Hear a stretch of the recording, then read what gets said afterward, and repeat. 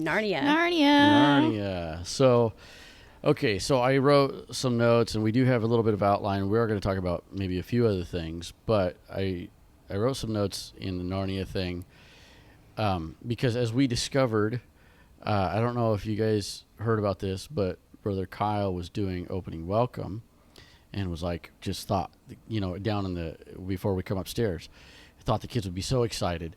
And he's like, yeah, we're going to be starting a new thing. We're going to do Narnia. And about half the kids were like, huh? Did they know what it was? They didn't know what it was. They didn't know what it was? And a couple the ones kids said that they read the books. But yeah, so the ones that did know what it was were super excited, but there was a bunch that didn't know what it was. And so it's like, oh, wow, this is... Like when we did it the first time, everybody knew what Narnia was, I think because the Focus on the Family, the dramatized stories made it it's really ironic because popular. I just bought Gavin the books for Christmas, so he's been reading them. And then when you announce that, he's that's like, yeah. good. Yeah. Oh, that's awesome. But anyway, so for those that don't know, Narnia is it's an old story. C.S. Lewis wrote it, and I think in the 50s or something. I can't remember, but the basic premise is there's these 4 kids. I mean, there's like 7 books, but we're doing the Lion, Witch, and Wardrobe, the one that's known, the most popular one. So there's these 4 kids, the Pevensey kids, and they're staying in this house, this huge house. The professor's there, and through this adventure and magical wardrobe and everything, they find this alternate world. It's like a portal fantasy, they call it. And so they find this other world, Narnia, that's full of talking animals and all kinds of stuff, ruled by an evil white witch. And then there's Aslan. And then this is also, a lot of people say it's an allegory, which is of the Bible. And there's parts of it that are, even C.S. Lewis said that parts of it are, but it's not necessarily just an allegory of the Bible. But there's a part where Aslan gets, killed or whatever, and it's very much like the crucifixion.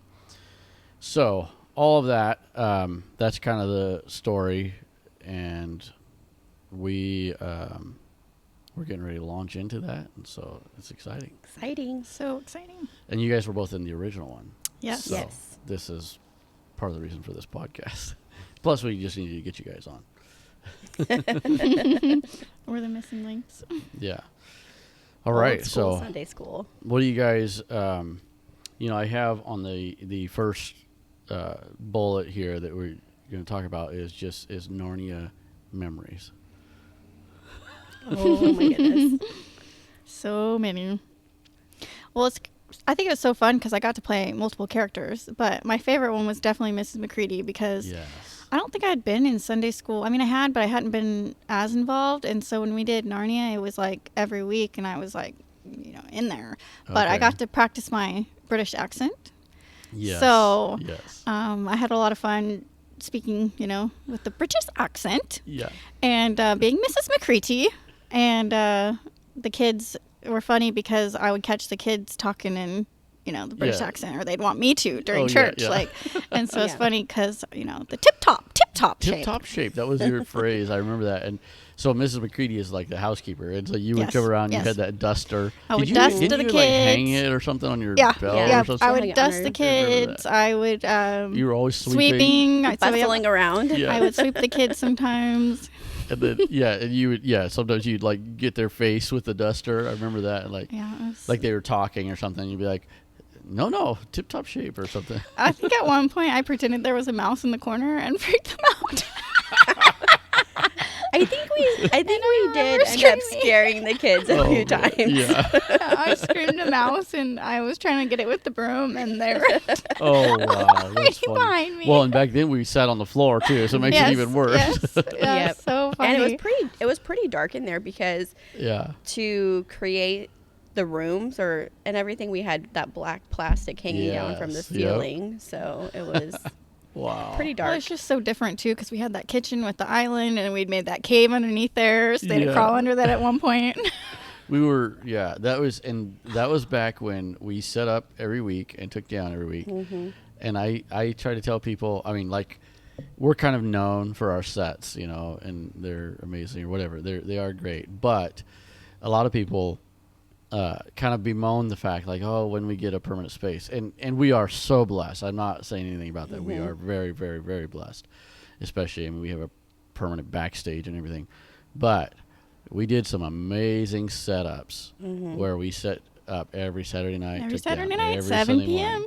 Yep. And we took down every single week. So you can do cool stuff. We used everything that we had at the time. Yeah. In fact, when we did this, so Rochelle and I were texting the other day about some of this, and she was asking how long. Well, I have a picture on my phone it's 2011 was the first Narnia down in the fellowship hall where we set up every week, and I think it's the only picture I have of that theme, but it's a cool picture because it's got like the ground fogger. It was a regular size, fog machine, but you put ice in it. You put ice cubes in it. And that was because that's how you keep fog low. Yeah. But usually, like ground foggers are really big and chilled and everything. So this was like I don't know, I got it somewhere, probably off of Amazon or something, but I got this ground fogger. And I remember we would like, oh man, can somebody stop and get ice? We'd be like, can you get ice on the way to church this morning? We forgot the ice. Because we need the ground fog for the snow. So funny. But yeah, in that picture you can see the ground fog and you can see the lamp, the Narnia lamp with the handle broken off, and then you can see one of the scene setters. Well, we still have those scene setters, and that was the very first time we ordered. They're like billboard material. They're like the vinyl, heavy duty vinyl scene setters, and so in fact we're using that snow one. So we had a snow one and a forest one. They were both forest, but one was snowy. And so I ordered those from Brooklyn, New York. And, yeah, it was the first time, and we still have those, which is kind of cool. I think one thing with the Narnia, like that whole theme, I believe is the first time that Sunday school went so far into making the costumes. Oh, yes. Because there was a lot of detail that went into all of the costumes. Yes. And even, so like you mentioned the lamppost, and that's what reminded me, because that lamppost was made out of like a bucket and concrete and like a metal pole. Yeah, and it had a real, or had a battery-operated bulb in it, so it had a real light. Yeah, that was, and the costumes, man, I wish I had those pictures, because we took pictures and video. And it was before we didn't do any social media. I don't even know if social media was around, but maybe MySpace, but yeah, it was my face. But yeah, so we sewed all of our own costumes, and I remember. I think we still have Jeannie, some of them. Yeah, we still have at least the White Witches, because the last time we did it, I can't believe it, but I squeezed back in that dress. I don't know how it happened. Oh man! So I remember we made animal costumes, and so you were the Beaver. You were Mrs. Beaver. I was Mr. Beaver, and we had these little matching costumes, and then of course Mrs. McCready, and then you were famously the White Witch. The White Witch. Or as you would say, the White Queen, or whatever it was, and so. You were the Queen. I think Brother Keach was Edmund. Yes, he was. Which is funny, is because he's older than you. He's old enough to be your dad, I guess. He's old enough to be my dad. But he did a good job. Quite a bit larger than me in playing a little boy. Yeah. And I took advantage of that. Yeah. I really did. Well, and it worked. He did a great job. I mean, it was believable. Like, he seemed like this rotten little boy. Yeah, he did. I don't know. I think he might be a rotten little boy at heart. Yeah, that's probably true. Yeah. So then I got to tell this story on Rochelle. Uh-oh. This was so funny. I can't remember if it was when you were Mrs. Beaver or maybe it was something else. I think it was the Beaver. It was Mrs. Beaver.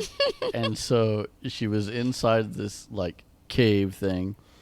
And I mean, it was like right there, right beside the action that's happening. And the kids don't know she's in there.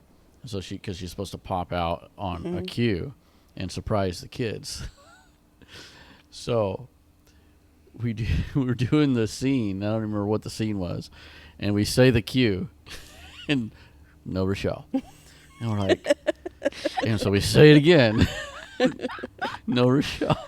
We're like, what in the world? And then finally we realized she fell asleep. She was curled up in there. I was asleep for a long time. Because she was waiting and I was down. waiting, and then it was like all warm in there, and I remember like, oh man, they're taking a long time, and then next thing you know, it's like everybody's waking me up. Like, what have you been doing? Those are the days too, like where we were young, so we were staying out late and getting up early and going to Sunday school, so we were really tired. Well, and back then our practices were at 8. So Sunday school staff now is spoiled. We do 8:30. Yeah. But it was at 8 o'clock, an hour before the other practices.